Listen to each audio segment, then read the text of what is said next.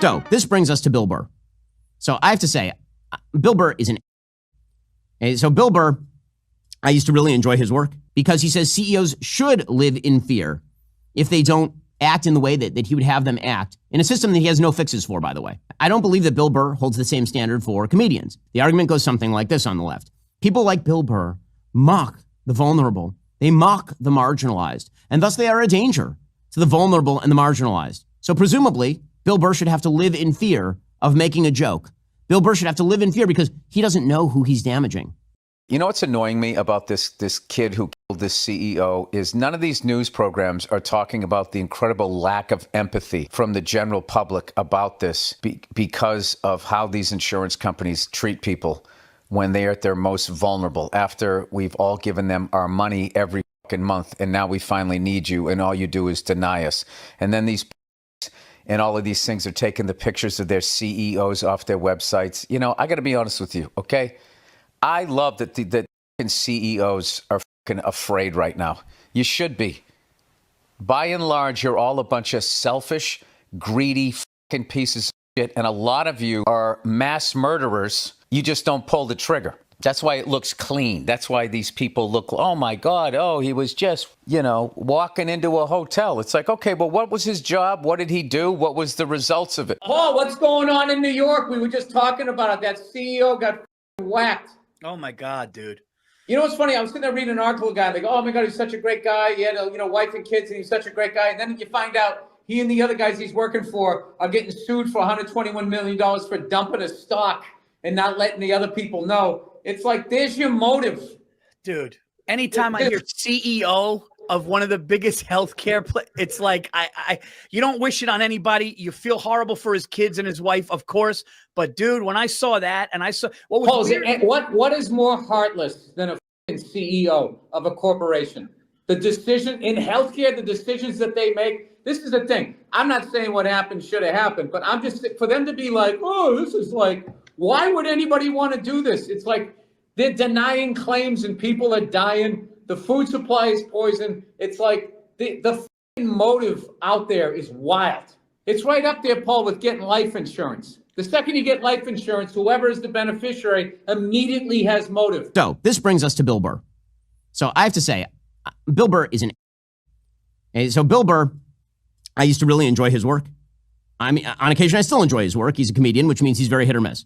His Red Rock special, for example, hilarious. I'm such a Bill Burr fan that I actually bought a ticket for me and my wife and two of our friends to go see Bill Burr at the Hard Rock Casino down here in Hollywood, Florida. And I have to say, it was one of the worst shows I ever saw in my life. And the reason was he was totally disconnected from the audience. Well, that disconnect has continued. You'll remember that he appeared on Bill Maher's show where he declared solidarity with the pro-Hamas students on campus. And now he is proclaiming that he is very happy that CEOs are walking around in fear for their lives. Okay, now, you do get some extra points for being a comedian in today's day and age, meaning that we'll tend to give you some more leeway to say edgy things because you're trying to be funny. And it's not clear to me here that Bill Burr is attempting to be funny. This is just his actual political opinion. He's not saying anything funny or insightful here. Here is Bill Burr yesterday explaining that he is perfectly fine with CEOs having to live with full-time security because they fear they might be shot because, after all, they're murderers too.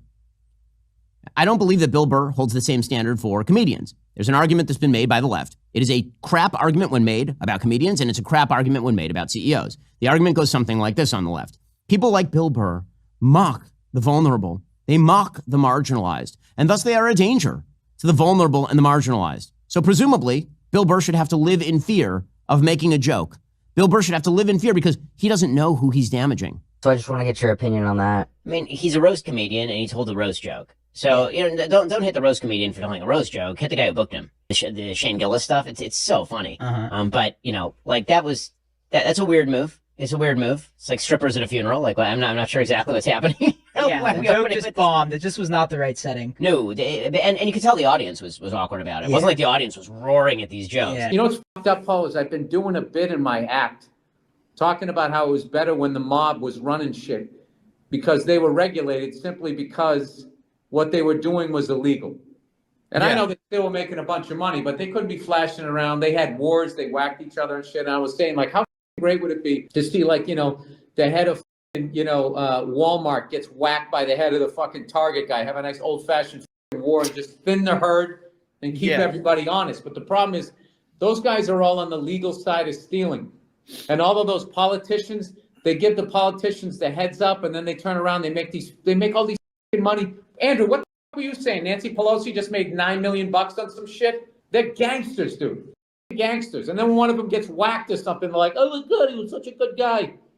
It's a dirty game, Paul. Healthcare, dirty game. Dude, I bet all those Giuliani guys were going, dude, was that you? Did you call that? Was that us? Was that us? Because I didn't hear on the meeting. Am I next? Oh, dude, there was some like they're all nervous going, wait a minute. That's actually a great point. Please tell me that was just some random dude. That's a great point. If that was inside and I didn't know that was happening, I got a green light on me? He starts dyeing his hair again. Yeah, man, that was. I just feel for the kids. That's all I give a. I do too, and I feel for his wife, and I also feel for that guy because I looked at his dumb face, and I'm like, this guy just did this career, and it's just as you're moving up, more of your soul has to go away. That's a soulless business, dude. You know why Jesus hasn't come back yet? Because he's a lazy hippie. If he had a man's haircut, high and tight, okay, he would have came back sometime during World War II, I would have thought. Would have paid the Nazis a visit. They never talk about that. 3 days later, he came back, and then where did he go? Is there a third part of the Bible they don't have? He was born miraculously. What happened to him? So he dies. He gets crucified for you. All right, for everybody. He dies for our sins, and then what happens? He comes back 3 days later. And everybody's like, holy shit. Anyway, what happened? Then he dies and he comes back. Guess who's back? Back again. He fucking pushes the rock back. Did he? Did he push the rock back? Did he have he had more of a yoga body. I don't see him fucking moving a rock.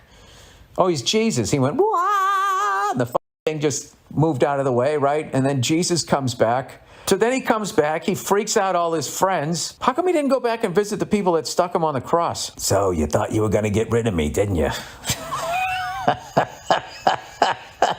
How come he didn't go to the puke rooms in Rome as they were sitting there high-fiving? Oh, well, we showed that fucking hippie a thing or two saying he's a son. What the fuck are you doing here? Sorry, puke room. What the fuck are you doing here? Here?